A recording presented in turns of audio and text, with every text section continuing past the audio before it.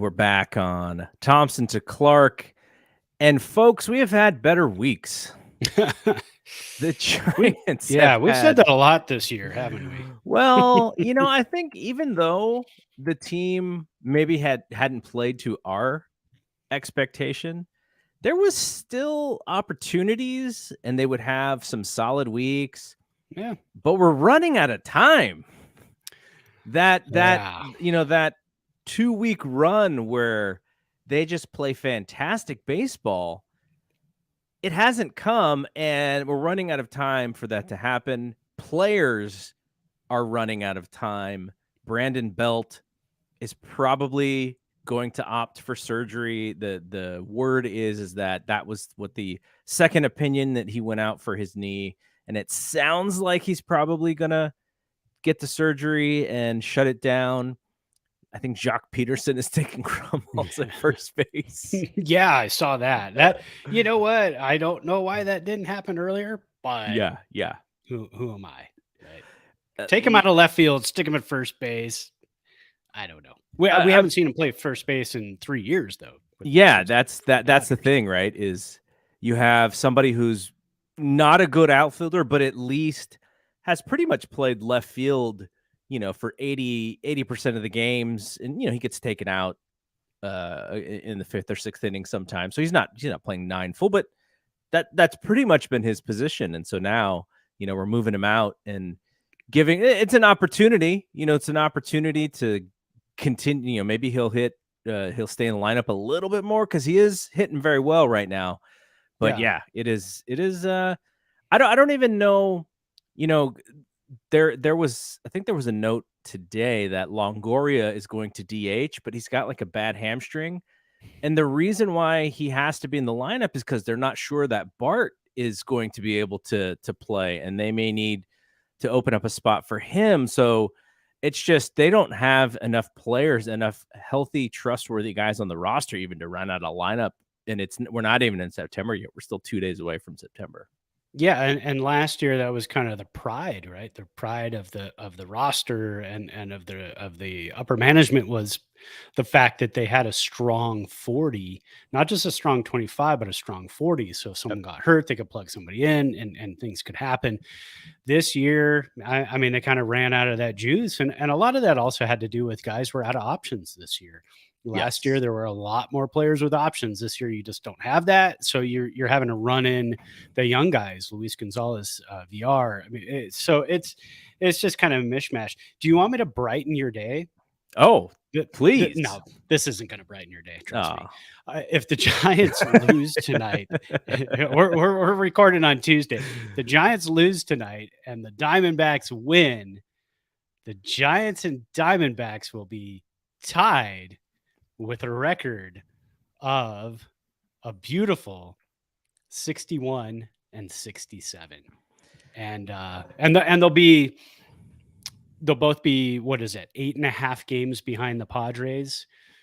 So like you said, that good run, that 1 week run, that 2 week run, even if the Giants in 2 weeks play 700 baseball, they need the other teams to play like 300 baseball ahead of them. So it's bleak, very bleak. I've seen the Giants play the Diamondbacks, and just based on head to head, the Diamondbacks beat up on the Giants. Yeah. So, actually, the Diamondbacks are a little hot right now, and the Giants are 2 out of their last 10. They've won 2 out of their last 10. So I was trying to figure out what the record has been since the All-Star break. Now, there's not a super easy way to do this. What day was the All-Star break? Oh, let's check. Okay, I think it was the week of July 17th, because we opened up against the Dodgers and then just lost all the games. Yeah, the 17th was a Sunday because that's my birthday and I can remember that. Okay, there we go. So July 17th, and the Giants won that game, and it was a bashing. I mean, they had a fantastic game on my birthday, and then we came back from the All-Star break, and everyone just took a dump all over the field. Okay, I'm gonna see if. Oh man, come on. Yeah, there So, are some sites where you can plug in this fantastic stuff and do from this date to this date, but it gets, I don't know, it gets a little tricky. well, I will try and figure out and see if I can do this, and we can pull up some numbers here. But Okay. ultimately, this last week in baseball for the Giants, if we take into account, wait, they played. When did they play? The first Detroit game, was that Tuesday of last week? That was Tuesday. Yeah, because the Giants, they had a nice Monday off and a Thursday off and get refreshed and feel good going into Minnesota. Ah, all these dreams we had for this week, Garrett. All these dreams. Yeah, we looked at that Tigers record and we're like, oh, got to sweep there. Uh-huh. Got to take one or two from Minnesota, and got to come back and strong against Padres. We got to take them. We're home. No, That's where you make up your ground is the Padres. The lights literally turned off in the city yesterday. That was crazy. I haven't seen that in a major league game in a while. I thought we were at the Oakland Coliseum. Yeah, exactly. Didn't pay their electric bill. Oh my God. Sewage hitting the electrical lines, whatever. That's definitely an so. Oakland thing. When you watched I would say the Detroit game, the first game, they were clearly ahead. They were winning. Duvall decided to walk guys in the ninth inning, and it made it, a little bit of a nail biter, but struck out Miguel Cabrera, got a ground out to end the game. And there was a little bit of pick me up. And then they came back the next day and they had nothing. Like this kid, Matt Manning, I think his name was, just mowing them down, just going right through them like they're Swiss cheese. And I was just like, how is that? Like, how is that the same team from the night before until today? Like, they have this weird ability to not carry over good momentum. Like, they're just like, nope, we don't believe in momentum. The analytics say that momentum doesn't exist. So we're going to be so fired up and we're going to have this great game. And because we don't believe in it, it's just not going to carry over. Yeah, and that's Kapler's philosophy. Is a lot of times we get a good win, we don't carry that into the next day. The next day is a new next day. We get a bad loss, we don't carry it into the next day. Well, I hate to tell you, Kapler, but they're carrying those losses right into the next day right now. They're doing a lot of that. A 1-5 week, man. 1-5 on the week. That's the week that I'll say I'll say 1-5 on the podcast week. Right, because we recorded last Monday, we had an extra day, so 1-5 on the podcast week. That is not going to get you into the playoffs. And I think we have to at least come to grips with the idea that last year doing this podcast was so fun because we had that crazy Dodgers series in the playoffs where these teams were like so back and forth with each other. And, we were doing shows, wrap up shows. And I think we have to come to grips that is just not happening for us this year. No. I think looking at the schedule, whatever the last day of the season is, we'll be doing a season wrap up show not too long after that with the next night, probably. Because, well, I don't know, because of the lockout, I got to look at the schedule. We're probably not ending on a Sunday this year, are we? Or are they doing a good job of squeezing everything in? No, we're not. We're finishing on a Wednesday. It is on a Wednesday, yes. Yeah. Yes. So that's our extra series, is that 3 games against the Padres. That'll be a Padres playoff tune-up for them series, I would imagine. Although, I mean, they're hanging on to that last spot. They're only a game and a half above Milwaukee right now. We're not helping Milwaukee. Milwaukee's looking for help. We're not helping them.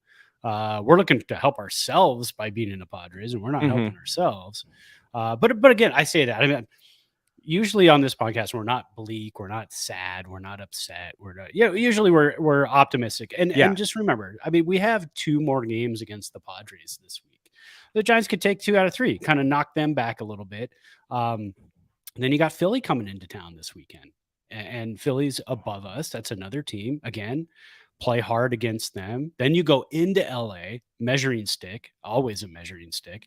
And then you go to Milwaukee for 2. So these, again, all teams that are in the playoffs, and that's who the Giants are playing right now. they're not games that are going to help the Giants get into the playoffs at this point, the way that they're playing, but they are games that will help you decide who is going to be here next year.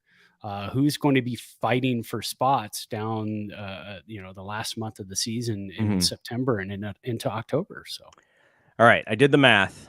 Baseball Reference did not help me. I should have been able to highlight all the rows, and then they should have given me information.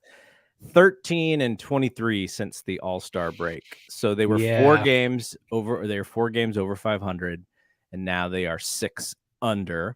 Also, interesting statistic: the runs for versus runs against. The statistic that kind of gave us a little bit of hope because the Giants were still in the positive, and they were like plus 30, and so that can generally tell us a little bit of information about whether they're a good team or not. They are now in the minus. They are now -3. They've given up 3 more runs than they have scored. So that statistic is the one that really sort of made me come back to earth on this team because, like you said, we like to be optimistic. We don't want to be that fan that when the team starts playing well, then we're sort of like rooting against them so that our prediction is correct. Like that's not what we do here. Right. But there's a reality to this as well.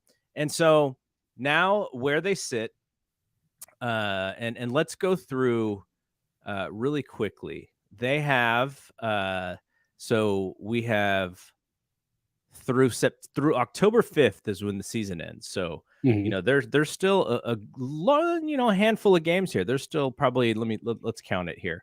How many games are there left in this season? We are at game 128 today. So if we do that math, there are about 34 games left in the season? Yeah, 34 left. Yeah. Okay, so in those 34 games, we have 5 against the Padres. We have 6 against the Dodgers. So that is 11 games right there of teams who are I'd consider good teams. So that's 11 tough games. Philadelphia in the race. So they got 3 with Philly, 2 with Milwaukee. That's 5. And then 3 with Atlanta, who is a really good baseball team. That is 8. And then, then they play the Arizona and Colorado and Chicago. So you're talking about more than half of those games that they have left against what we would consider quality baseball teams. So now, the question I want to ask you is, what do you think their record is at the end of the season?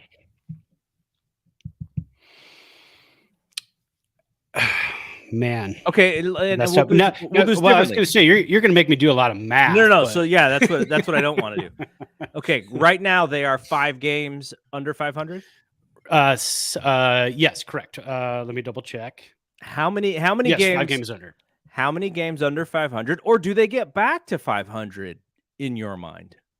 Yeah, that's it could go. Oh man, this team, it's hard to predict because again, we've been looking at these games all season, and you look at the Rockies games, you look at the Diamondbacks games. You got a lot of games against those 2 teams, but it's like, man, those teams are beating up on the Giants lately. Last 3 games against the Padres, are the Padres resting players? Yeah. Are they not throwing their aces because they're in? But right now, again, game and a half separates them with Milwaukee. So they could be fighting hard when it comes down to it. I'm going to be I'm not going to say pessimistic. I'm going to be on the less optimistic side. And I'm going to say the Giants end the season about 8 games under 500. So they're going to lose 3 games from where they're at right now. And I think that is a strong number there. That was what I was thinking.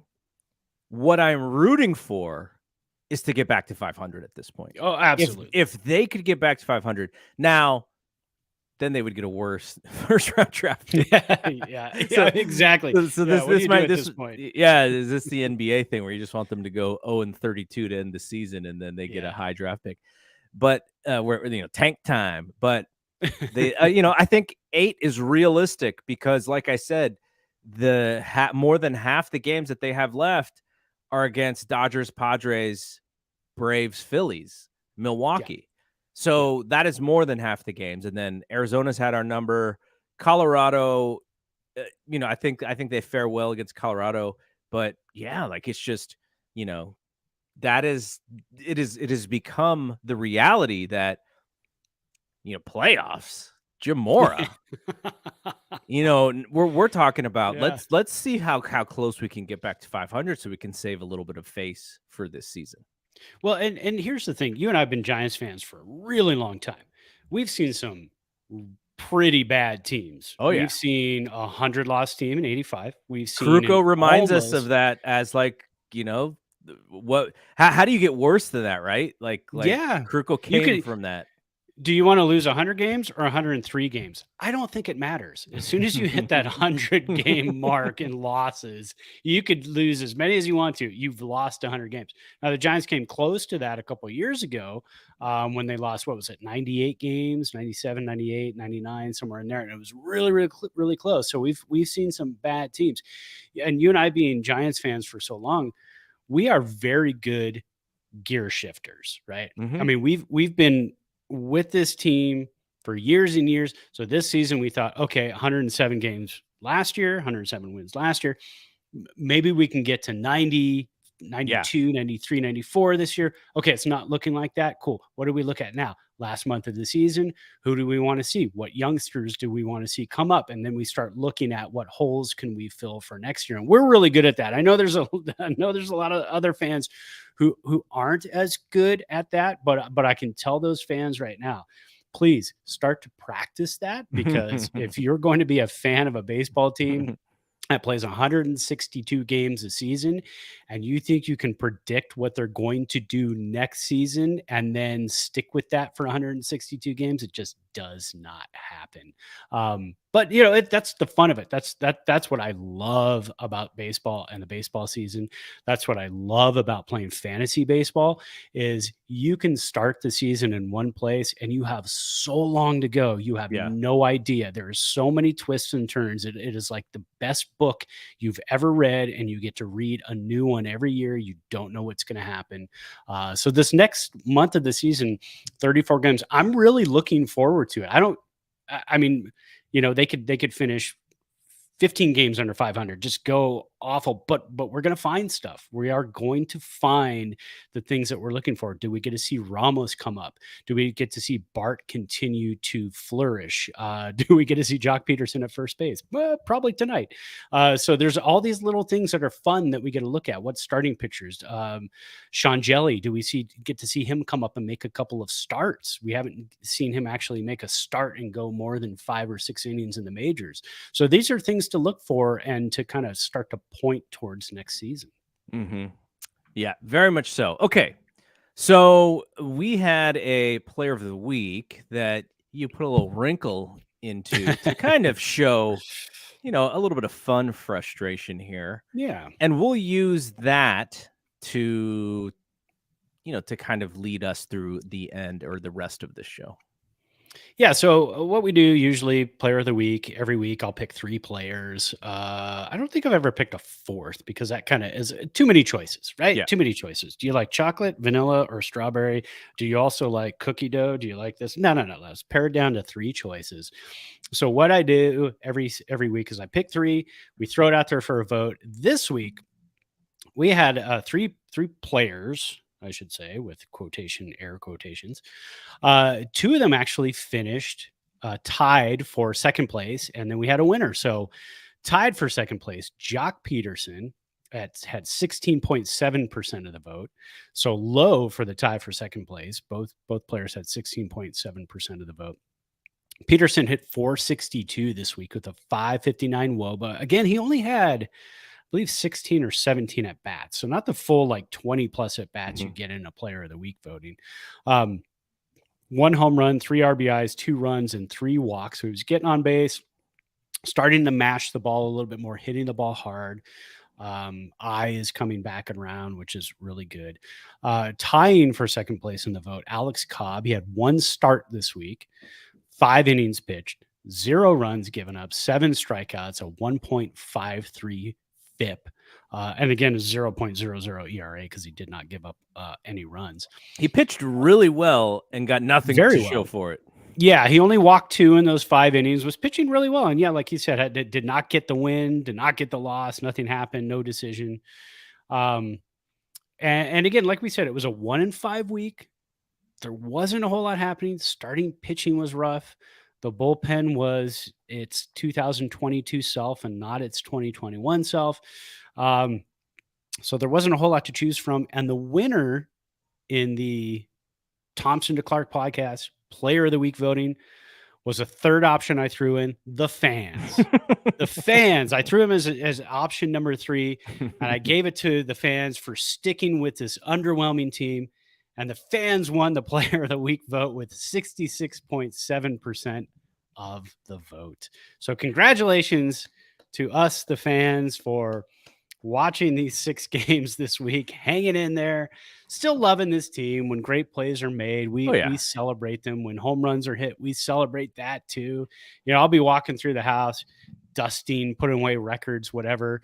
And, you know, Jock Peterson gets a hold of one and I'll stop. I'll put my hand up. If we're down 8-0 and he's made it an 8-1 ball game, I'll still put my finger up and yeah, there we go. There we go. So what is he doing? What are they doing with the fingers or whatever? Yeah, I don't know. Whatever. Who knows? You got to get some. Youngsters. You got to get some motivation and some fun happening. So, yeah. Yeah, he hit a ball. Was it the ball he hit last night where I was like, run? Yeah. Like, yeah, exactly. I don't know if that's going out. You're watching it, but he knew that ball was out. And it is good to see those things. And I'm happy to see him pick it up a little bit because he started the season off so great, so much so that he got voted into the All-Star game. Yeah, right. And then just went on he just couldn't hit the ball out of the park. In some instances, he couldn't even put the bat on the ball, striking out so much. But now, he's doing a little bit better. So hopefully he keeps it going because he is an igniter for that team. When he plays well, they generate play well as well. But, if I knew how to work Baseball Reference a little bit better, the other thing I wanted to look at, there's like some gaudy statistics for our good friend Baby Yaz. You've been looking at this? I have not. All I saw was this week he hit 188 with 8 strikeouts or 7 strikeouts. So he's down to 207 for the season. And if he had like they'll let, usually if you hit 207, you better have about 35 jacks or else you don't really get to play. Yeah. And the only reason he's playing, as far as I can tell, is because their outfield defense is so bad they need him. Yes. But he's hitting 207, 12 homers, 44 RBIs, 368 slugging. So, he's not even slugging, he's not even giving them a reason, for home runs or for even doubles. And this is, this guy is only 2 years from a season in which, he got a couple of MVP votes.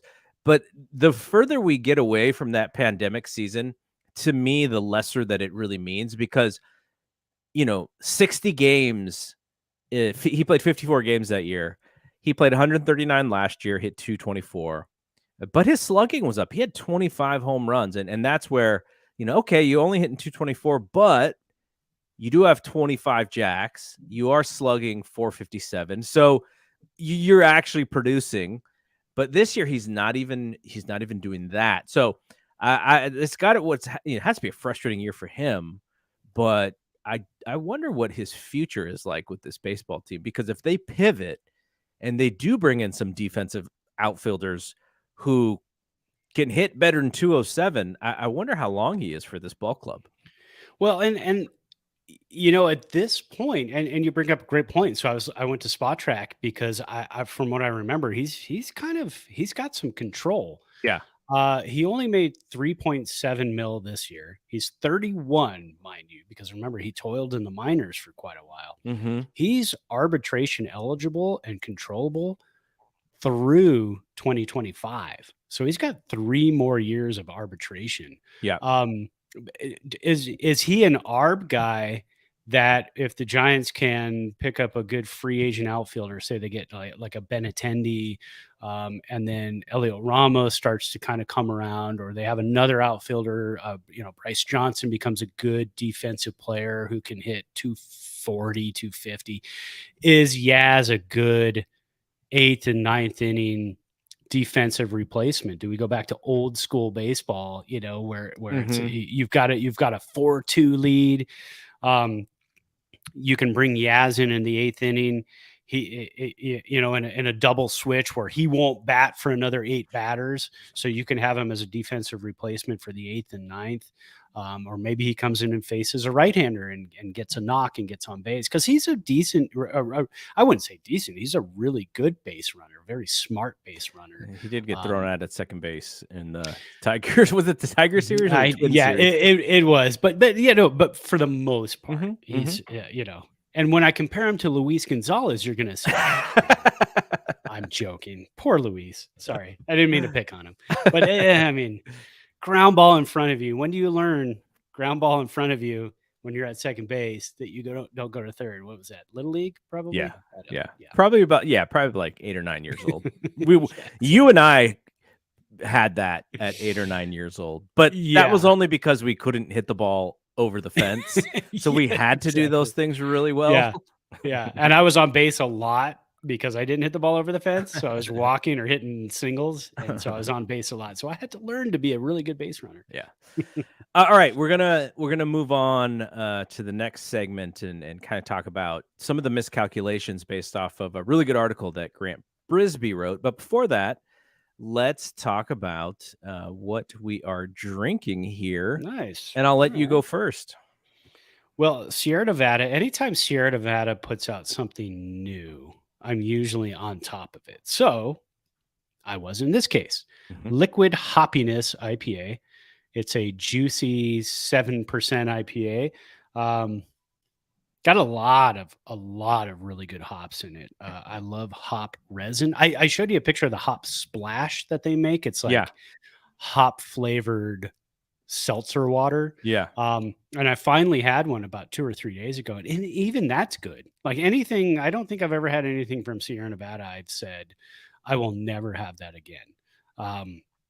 Even their sours, which I'm not a sour person, they still make them really good with some good hoppy kick to it. So that's what I'm drinking right now. Fantastic, hazy. What's the juice?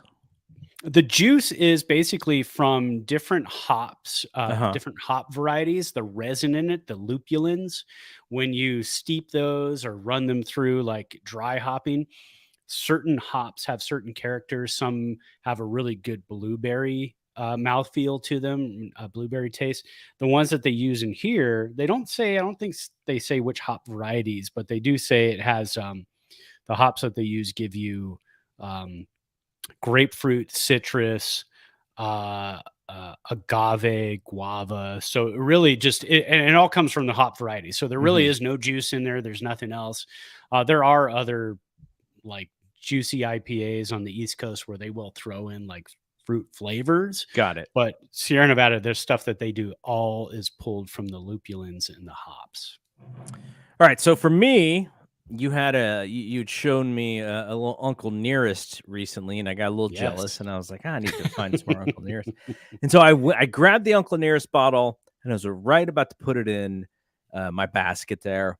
And then I looked at something right next to Uncle Nearest, and it's called Clyde Mays. Yeah. Okay, and you can't read that because it's not. Yeah, there you go. Yeah, I can see it. It's a little blurry, but on the top it says available since 1946. Whoa. Legal since 2001. Yeah, I wanted to. When I saw that, when you sent me that picture, I kept thinking about it, and I was like, what does that mean? Like, how was it illegal up until 2001? I don't know, man. It made me think of. Well, it made me think of. Have you ever seen the movie Life with Eddie Murphy and Martin Lawrence? Oh my gosh! So it's like the year 2000. It's like 22 years ago. But basically, they're bootlegging the alcohol, and so that's what it reminded me of. I was like, oh.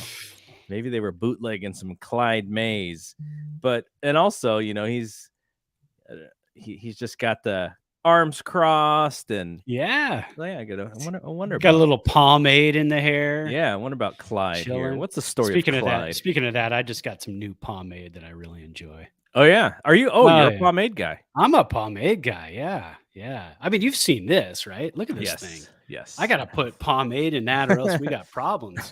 So yeah, I found some. I was doing the whole Dollar Shave Club thing, and then Oh, I yeah, started realizing like it's so expensive now, and they got bought out by like Johnson and Johnson, Mhm. so it just got to be too much. So I started looking around, and I found a really awesome pomade on Amazon that I really enjoy. Amazon is really good for stuff like that. Yeah, they are. Yeah, I Like, always feel bad because you got to have a truck drive it here, and it's a cardboard box, It but is really silly, but yeah. when you run out of mouthwash and you're like, That's "Oh right. man, there's no mouthwash," and you just pull up your Yeah. phone and you punch the thing, and then they just deliver it the next day. It's like, what a beautiful service that is. Well, and we have an Amazon credit card. We got that probably like 13 years ago. Oh yeah. So we've had this Amazon credit card. So when you use it just to get gas, you get like 3 points. So every month, like this month, we have $146 in credit. So Mhm. of course you go onto Amazon and I'm like, maybe I can sneak in a video game or something. My wife's like, yeah, can you reorder razors? well, this probably makes me a bad music person, but I just go and buy vinyl through Amazon. Like, Yeah, that's fine. it's That's like fine. I'm not digging in the crates that way. I'm not, Yeah. but I'm like, oh, I a couple weeks ago, my stepson Felix, he's a big Tyler the Creator fan, so Oh, I nice. picked up one of Tyler's albums, and then so at the same time I was like, oh, it's Daniel Glover album. I like this album, so I just picked them both up, and they were just like, sometimes it's so easy that you forget, and then when you hear the delivery truck come, then you're like, oh, what a surprise! I totally forgot, and then it's like Christmas. It's like you're giving yourself a Yeah. gift that you didn't even remember. Well, and the thing with that too is I gotta put my thing on do not disturb here because I just got a spam call on my iMac. Stop with the spam already. Yeah, and that's the thing. And I've got a local guy. I'm friends with him. He owns a record store here in Uh-huh. Reno. Fantastic guy. The name of the place is Discology. If you're ever in Reno, go there. Oh, That guy's great. he has a great selection. He can get you anything you need. Awesome guy. But I got an Amazon gift card for my birthday. So it was like, well, I gotta buy stuff. So I got this record, double vinyl album, Gregory Oh, Porter, nice. super silky jazz voice, and I'm a big fan of his. I have all of his CDs, and that's a double album, and I got it for like $20. Yeah. And the nice thing with Amazon too is if you get it, and there's you know how records are produced, like just they're a little bit tricky nowadays. And they're backlogged because there's so many artists wanting to go to vinyl, Yeah. and so they're so low on supplies. So sometimes you'll get stuff, and then you'll open up the record, and there'll be like paper that got into the process, and so it's in the grooves, and you're like, oh, now I got to return this. Yeah. So at least with that, you can just do the return, drive over to Kohl's around the corner from the house, drop it off, Absolutely. and get a new one. So yeah. You know what's also, and we're kind of talking about something else because it's a little bit more fun than talking about the Giants, but don't worry, we'll get back to the Giants. Well, we talk about everything. So I read that, or maybe I heard it on a podcast, like CDs have finally stopped losing money as far as the sales, and they've sort of stabilized, and they've maybe even come back up for like the first time in 20 something years or something like that, which is kind of cool. Because I remember when my dad first got the CD player, it was amazing because it was like digital, like it almost, you didn't have to put the record on, and it just played. You just pushed the button and you walked away. You didn't have to flip it over. And you could go to the next song. Yeah. Like, I want to go to this song. Yeah. You just go right to it. And so that was cool. I remember that just being like amazing. And I was just like, oh, I got to buy all the CDs. And then what happens is CDs, they have a shelf life because of the streaming and the MP3s and iTunes and all that stuff. And then nobody bought CDs anymore. You're like, oh yeah, why do I need to buy a CD again? But it's kind of cool to see CDs are a little bit back, and I'm sure some of it has to do with the artists who still sell. They still make it a priority to get like every Yeah. possible way to listen to their music out, and not every artist has the budget to do that, so they go, nope, we can go on iTunes, we can go on Spotify, but that's kind of it. And Taylor Swift is like, oh no, we're putting out vinyl, we're putting out Yes. CD. I'll even put out a cassette tape if I want to, because she's just such a superstar, man. There you go. Yeah. Got some. We even had Taylor Swift vinyl. That's for the 16-year-old. I listened to it. This is a good album. She's a good artist. She's Oh, a really yeah. good artist. Well, you know what they're doing right now too, and we won't carry on for too long, but and my 16-year-old is into CDs, and we have a CD player in the car, and she's going to get her license fairly soon. She is really into following on Instagram and Snapchat the artists, and then when they drop a new album, they'll Mhm. all of a sudden go, "Hey, we have 500 of my signed CDs on my website right now. Go grab it." So she's got a Conan Gray signed, Taylor Swift signed, That's Billie cool. Eilish signed. So Yeah, yeah, it's really smart, really she's into smart. collecting those, and they're not that much more expensive. So like the regular CD will be like $15, and the signed one is 20. So Yeah. $5 more, and you get an autograph. So, Yeah, that's really smart. It's really yeah. smart. All right, just some news that most people will probably not listen to this before the second game of this series against the Padres, but just some late breaking news here. Joey Bart goes on the DL, 7-day DL. Actually, I'm not sure what the DL is. He just goes on the concussion injured list, and so Mercedes is up from AAA, and he's the backup catcher tonight. And He's actually then playing first base tonight. He's in the lineup. So yes, he's no in the Jock lineup. Peterson at first base. No, Jock is not even playing, at least No, starting. he's not in the lineup. Yeah. And so because of these situations, we mentioned the belt thing, now Joey Bart thing. So Wilmer Flores is at second. It hurts my heart every time he has to play second base. Yeah. I feel bad for him because he is nowhere near built like a second baseman. He has zero range at second base. And I'm not sure. And the reason he's there is because you need his bat. You need to find a way to get him. And you just hope, you just tell Logan Webb, like, can they just pull everything? Like, can you but he's also a sinker ball guy. So he's probably going to get some action. Flores is going to have to actually wear his glove out there tonight. And then Tyro's actually playing left field. Oh, man. Rough. This team is so hurt that they hurt us back. Yeah. That's what's happening. I feel for the guy. Poor Wilmer. Like, he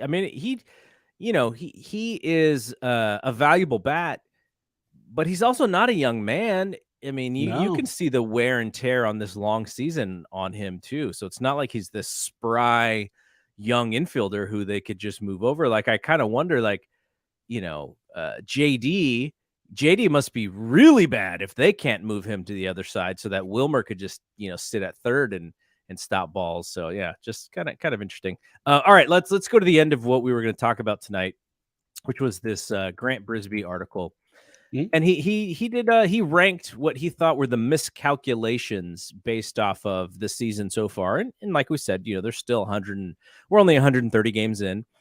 And he had his list of like, here, when you look back, when you play Monday morning QB, here's some of the biggest flawed things that they did. And so I wanted to ask you what you thought the biggest thing was, because his number one was investing in the Brandons, and I'm not sure 100%. I think that has to be high.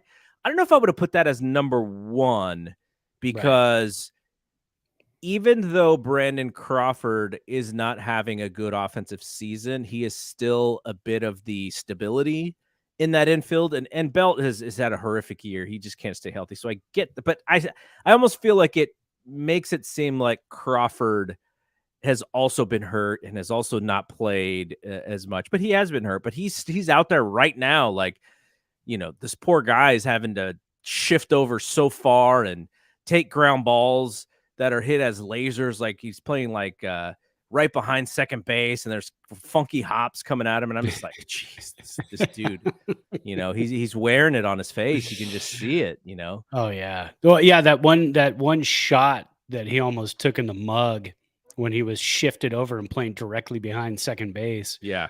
in Minnesota, that just kind of opened up the inning.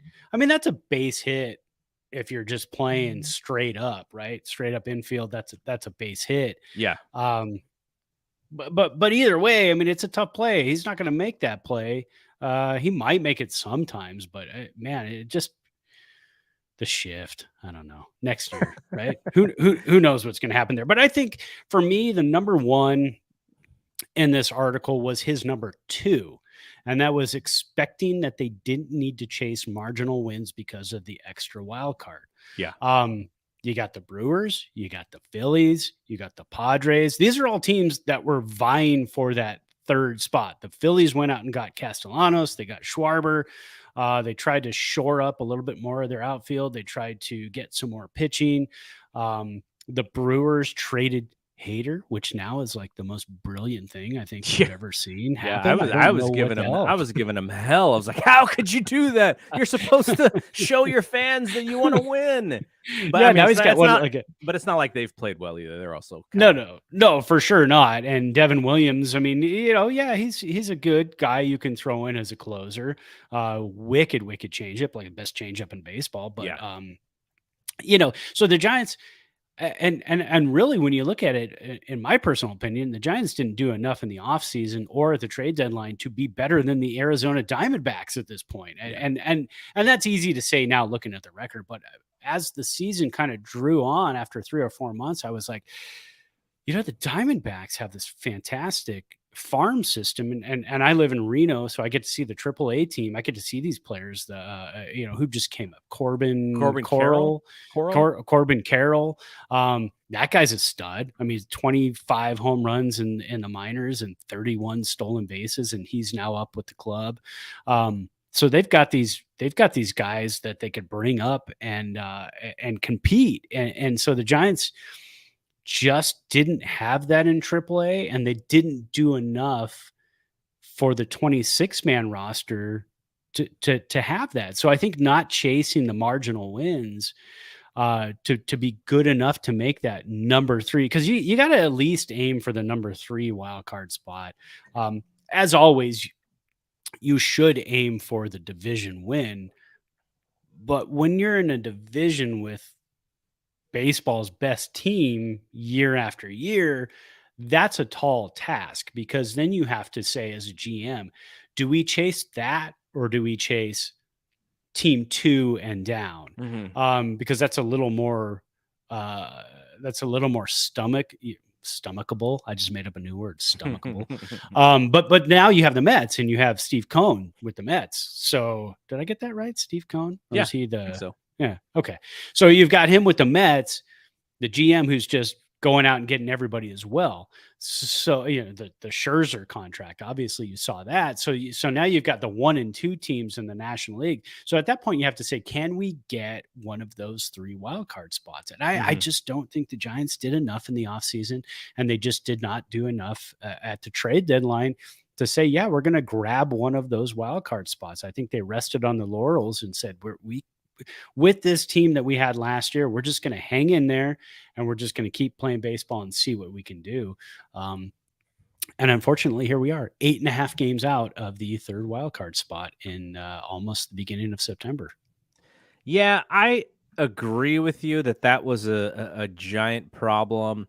And you know what it makes me think is, now we looked at some of these free agent signings that maybe didn't work out for these other teams, and it was like,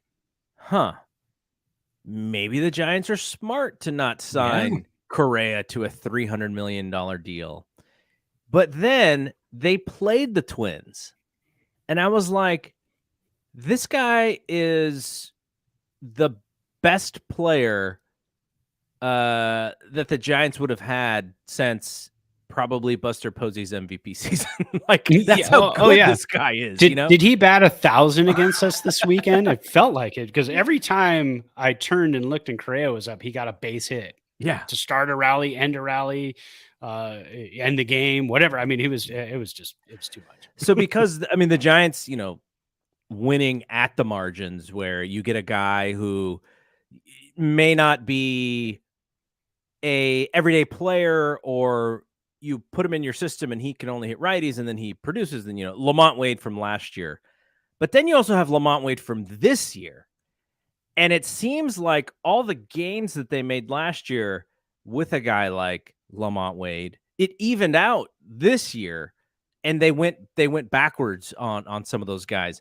So it Yeah. made me think like, maybe signing the really talented guys for a lot more money, at least it gives you more chances down the line. Like, okay, maybe Correa isn't a 30 home run, 100 RBI guy this year, but there's a high possibility that he could still be that for you throughout, whatever the deal would be. And look, he only signed a 1-year deal with a opt out. Right. So it's not the Giants weren't the only team to decide against signing him to a long-term deal.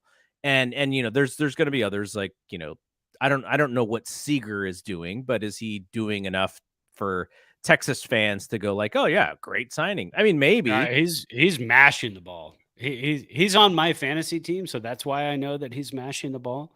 But if I just quickly look at his numbers, but again, it took him a while to Yeah, get going. yeah. I don't even think Semien has really come around yet. But Seager's hitting 257 with 28 home runs, only 67 runs driven in. But again, you're talking about the Rangers, so Yeah, and the Rangers, signing two guys essentially as their saviors, and they have a worse record than the Giants. So that isn't the end all be all as far as decision making. But you put, like, let's say we put a Carlos Correa on this team and talk him into playing third base for a season. Yeah, Brandon Crawford, who will move him out next year. You can play shortstop next year.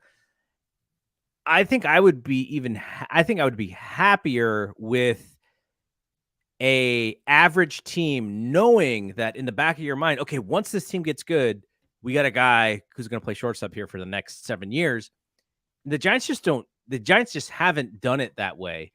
And we'll see what happens with Aaron Judge. Like, I don't have any sort of confidence that they could get Aaron Judge to agree to come to the Bay Area. They could win the negotiation with the most money, and I'm not even sure that it would work. So, well, it's just maybe we're a little snake bit from the Stanton and the Bryce Harper and the Ohtani and the Seiya Suzuki, and we're just coming up in second place for all these guys. So that might be some of it, but I don't know. But we always think oh, they're so smart, getting the Wade kind of players. But then now after this season, I'm like, maybe it is just smarter to get some of these like studs and pay the money, So yeah, and it's good to do that. Like you said, that's fantastic. I love that. I think that's great to do. Like, get a Judge, get a Harper, get an Ohtani, and then fill them in with Wade Juniors. Because then if you've got a Wade Junior, you've got a Yaz, you've got a Slater, but you've got a Judge in the outfield also.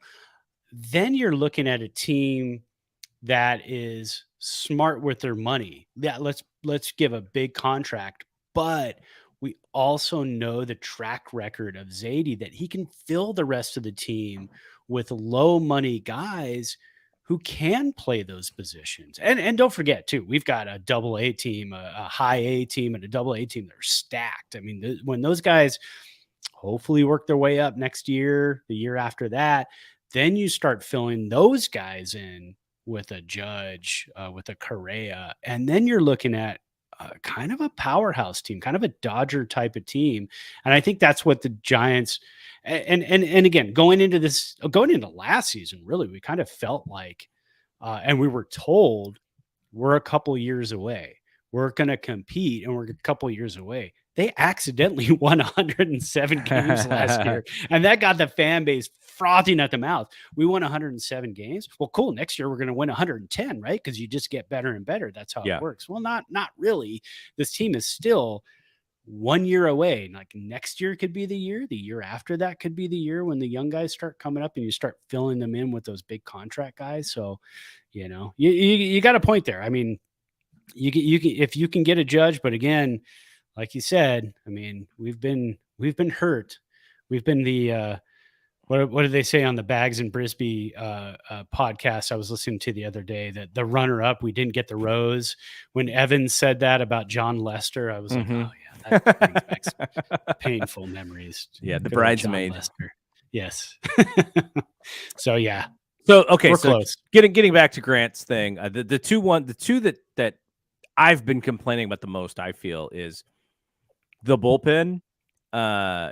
In a week, this week, where the starters had it rough, Logan Very Webb, rough. after Rodon's really good game one start against Detroit, Logan Webb didn't have his best start, though he got dinked and dunked here and, was hitting against the shift and stuff.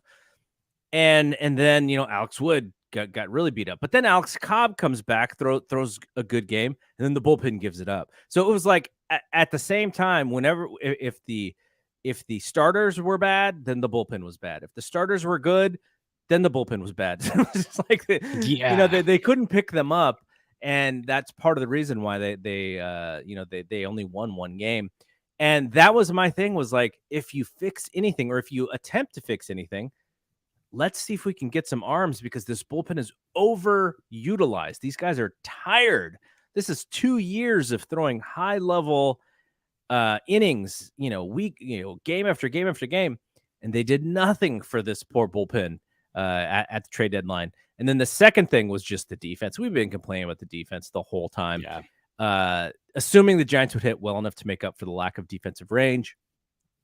That's a thing that was said in the beginning of the year, which is, if you look at the numbers, more than likely the Giants defense is not going to be as good. So how do you make up for that? Well, they're going to have to hit almost as good as they did last year, and that is nowhere near the case this year. So you have the defense slipping and the offense slipping, and this is sort of where we're at. Bad bullpen, but hey, starters. I'll give Rodon yesterday. Tough, not the greatest game for him, but the week before, or the start before, he was like 7 innings, 10 strikeouts again. So I think for the most part, he has been better than we even thought he would be. Well, and then I sent you a tweet that we just got that came across. Let's go back to it here. Let me find it. From who was it from? Pavlovich, I think. Pavlovich, yeah. So Pavlovich said Logan Webb got some good news today. There was a 2-out liner up the middle last week in Detroit that was ruled a single when it happened, but was changed to an error by MLB. That might be the Crawford play that we're talking about. I think that's the one we were just talking about. Yeah. That makes all 6 runs in that game unearned, lowering Webb's ERA from 3.33 to 2.99. That's amazing. That's amazing. I don't remember in past years where there were so many ruling changes, scoring changes 5 days later, where this happens and goes, oh, you don't have a 3.33 ERA anymore. You got a 2.99. Yeah. It used to be where the scorer would make the decision and he would make that change within, I don't know, 10, 15 minutes. I don't remember it happening like 5 days later. It just kind of it escapes me that they could do that, but hey, good for Logan Webb, right? Yeah, no, good for him. Like, who wants to get 6 runs attached to their exactly. ERA?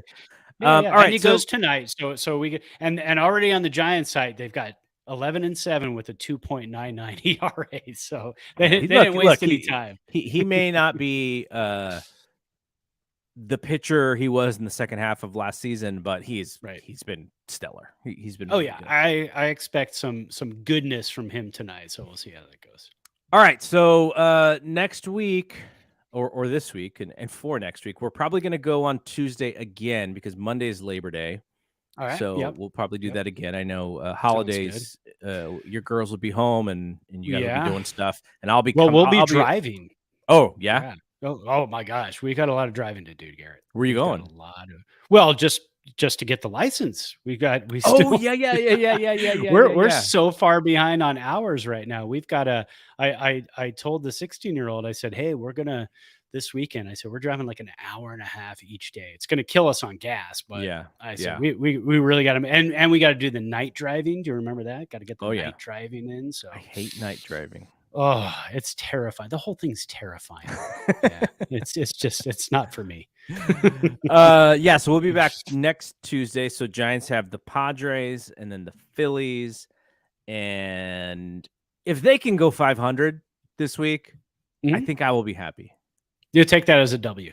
I will take that as a W. If they can go All 500. right. I like that.